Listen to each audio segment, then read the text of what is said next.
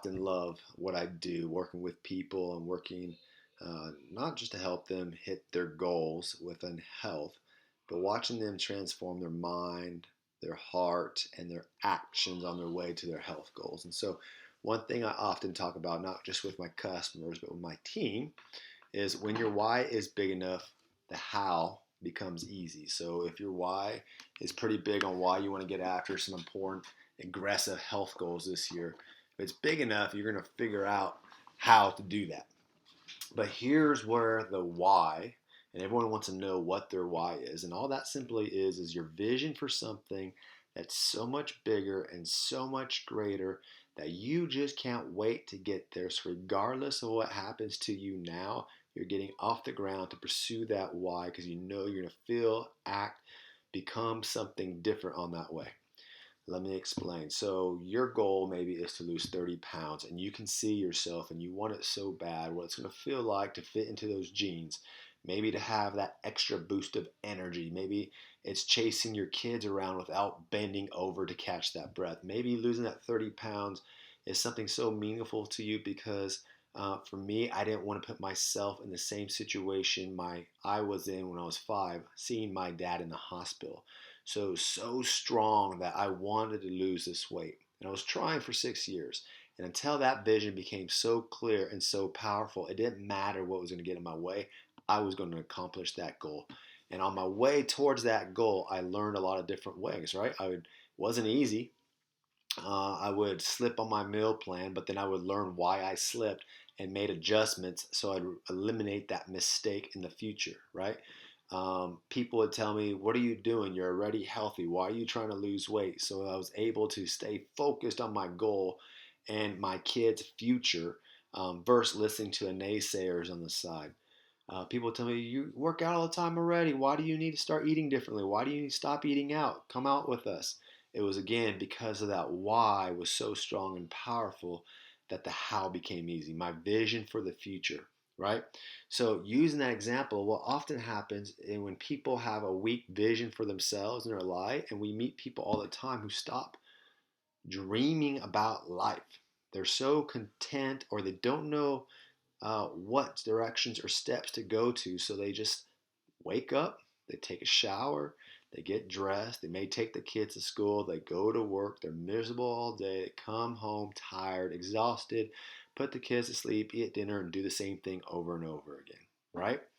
The vision has become weak that they start living this content life. And when you start living a content life, you start heading backwards. Now, I'm not talking about not being happy where you're at. There's a difference about people who say, "Yeah, I'm happy, I'm content, I don't need to grow." That's the sign of death.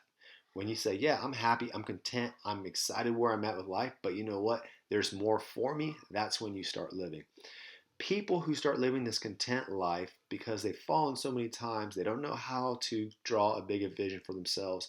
Once they start going, let's say they do put that health goal in place and they start moving towards it, but that vision is not really that strong for them. It's just like a goal they hope that happens. The minute it gets hard, the minute their friends come and say, "Hey, let's go out and eat this weekend," or their spouse says, "Why are you spending so much time exercising?" They allow that to creep in and keep them from their goals. And every single time you give in to whatever trial, whatever thing is in your way with a weak vision, you're going to start losing some faith in yourself and you're going to start losing some faith that you can accomplish that goal. And the way I love this plays out in my faith is the same way, right? My God has promised me, because of his mercy, a son to come to this earth, die on the cross, who rose again to give me this hope of salvation, to be in heaven one day praising with Jesus, right?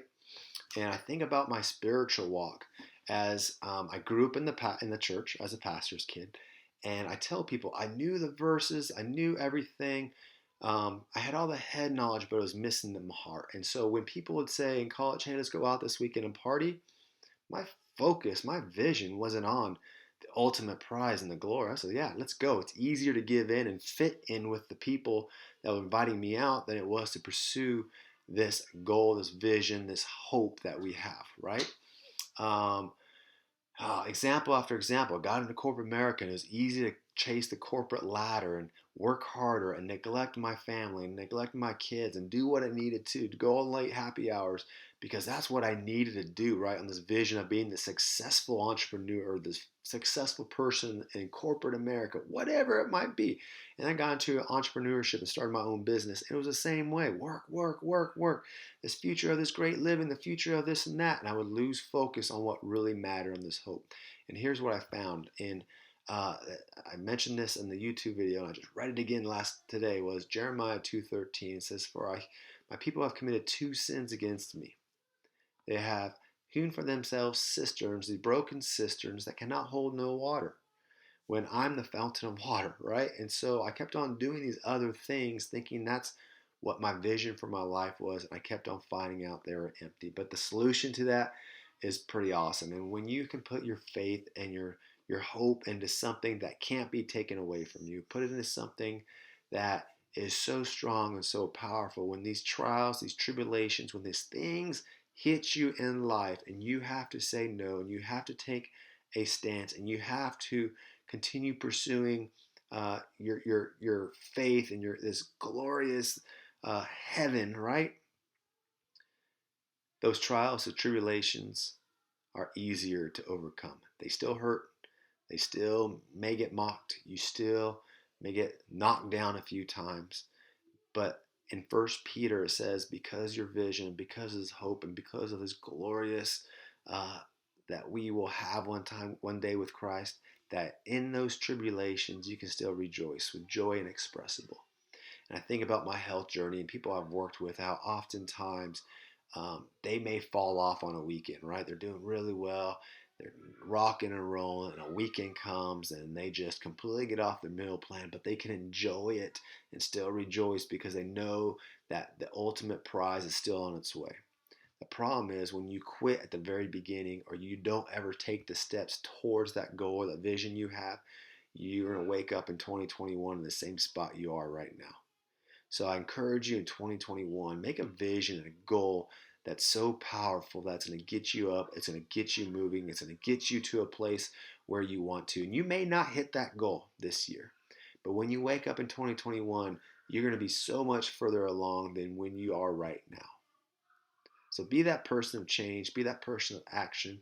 I challenge you to put a goal, and the only hope and the only thing you have that can't be taken away from you ever is a hope in Jesus Christ. And so 1 Peter 1 3 through 9 is something I encourage you to go read through. And it's just this amazing picture of how this God brought his son to die on the cross, raised for the dead, so that we can have hope in this everlasting life. And you know what?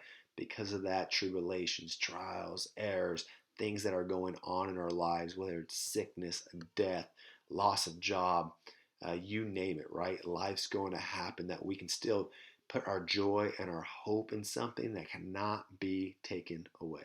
So as you guys go after goals this year, make sure you understand that the only goal and the only well you can ever drink from that won't ever leave you empty is Jesus. Hey, you guys